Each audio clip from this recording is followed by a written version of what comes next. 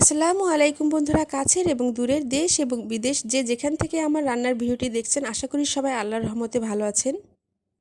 আলহামদুলিল্লাহ, আপনাদের দোয়া এবং ভালোবাসায় আল্লাহর রহমতে আমিও ভালো আছি। আরেকটি নতুন দিনে নতুন আরেকটি রান্নার ভিডিও নিয়ে চলে আসলাম। তো আজকে আমি টমেটো দিয়ে পাবদা মাছের ডিম ভুনা আপনাদের সাথে শেয়ার করব। তো এখানে আমি 2টা টমেটো নিয়েছি আর পাবদা মাছের ডিম নিয়েছি। তো প্রথমেই ডিমগুলো ভালো করে পানি দিয়ে ধুয়ে নিব আর টমেটো ভালো করে ধুয়ে কেটে নিব। তো টমেটোগুলো ভালো করে পানি দিয়ে ধুয়ে কুচি করে কেটে নিয়েছি আর পাবদা মাছের ডিমগুলো ভালো করে পানি দিয়ে ধুয়ে নিয়েছি। এখন রান্নায় চলে যাব। আর এর জন্য চুলায় কড়াই বসিয়ে পরিমাণ মতো সাদা তেল দিয়ে দিয়েছি। তেল গরম হয়ে গেছে। এখন কেটে রাখা পেঁয়াজ এবং কাঁচামরিচ দিয়ে কিছুক্ষণ ভেজে নিব।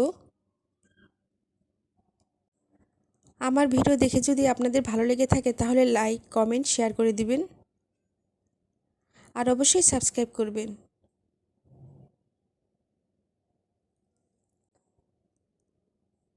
তো পেঁয়াজটাকে কিছুক্ষণ ভেজে নিচ্ছি।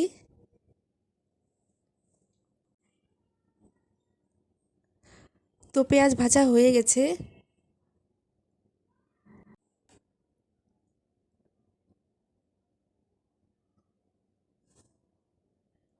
এখন পরিমাণ মতো আদা রসুন বাটা, স্বাদ মতো লবণ, পরিমাণ মতো হলুদের গুঁড়া, লাল মরিচের গুঁড়া, ধনিয়ার গুঁড়া দিয়ে একটু নেড়ে চেড়ে দিব। এখন আধা কাপ পরিমাণ পানি দিয়ে মশলাটাকে কিছুক্ষণ কষিয়ে নিব।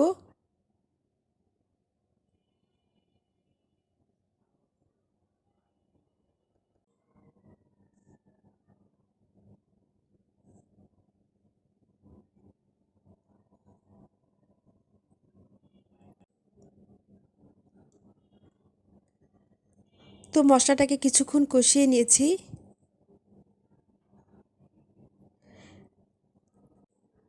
এখন কেটে রাখা টমেটো দিয়ে আবারও কিছুক্ষণ কষিয়ে নিব।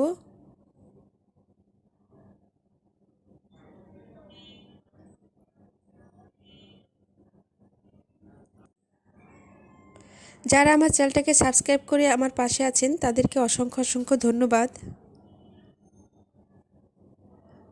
তো টমেটো কিছুক্ষণ কষিয়ে নিয়েছি।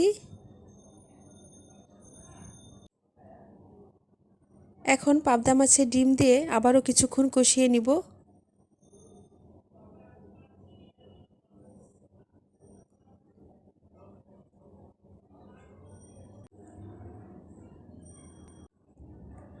আর এখানে আমি কোনো পানি ব্যবহার করব না, কারণ টমেটো থেকে যে পানি উঠবে সেই পানি দিয়ে আমি পাবদা মাছের ডিম কষিয়ে নিব।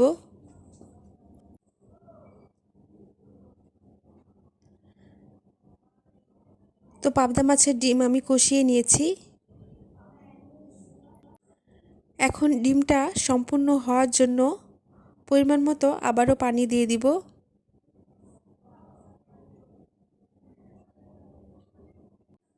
আর যারা এখনও আমার চ্যানেলটাকে সাবস্ক্রাইব করেন নাই, ভিডিও দেখতে থাকুন, দেখতে দেখতেই ভালো লেগে যাবে।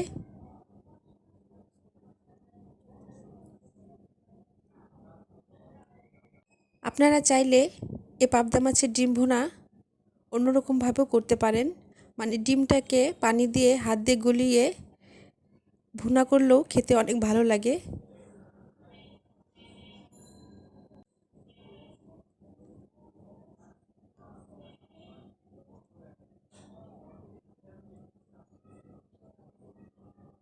এখন ভাজা জিরে গুঁড়ো দিয়ে দিলাম। জিরেটাকে আগে থেকে ভেজে গুঁড়া করে নিয়েছিলাম। এখন কয়েকটি আস্ত কাঁচামরিচ, কিছু ধনিয়া পাতা কুচি দিয়ে আবারও নেড়ে চেড়ে দিব।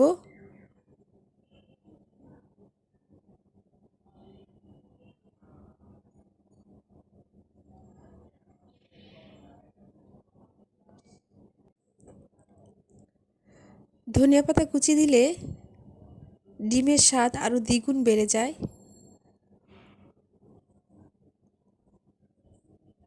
আর ধনিয়া পাতা আমার কাছে খুব ভালো লাগে, আমি যে কোনো তরকারিতে ধনিয়া পাতা কুচি দিয়ে থাকি।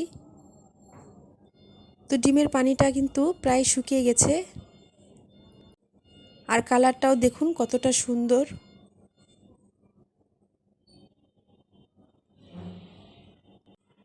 তো আমি ঝোলটা একদম শুকিয়ে ফেলবো, এতে করে খেতে অনেক ভালো লাগবে।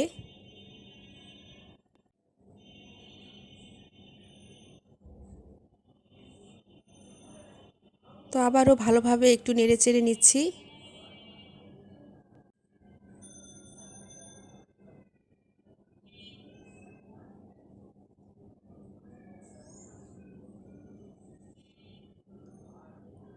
তো পাবদা মাছের ডিম ভুনা কিন্তু হয়ে গেছে, এখন নামিয়ে ফেলবো।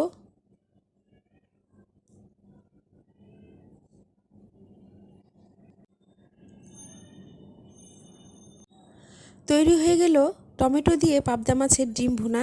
এই ডিম ভুনা গরম ভাতের সাথে খেতে খুবই মজা। তো এভাবে আপনারা রান্না করে খেয়ে দেখবেন।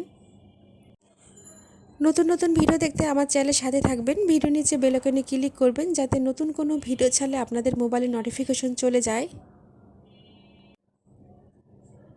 সবাই ভালো থাকবেন। আল্লাহ হাফেজ।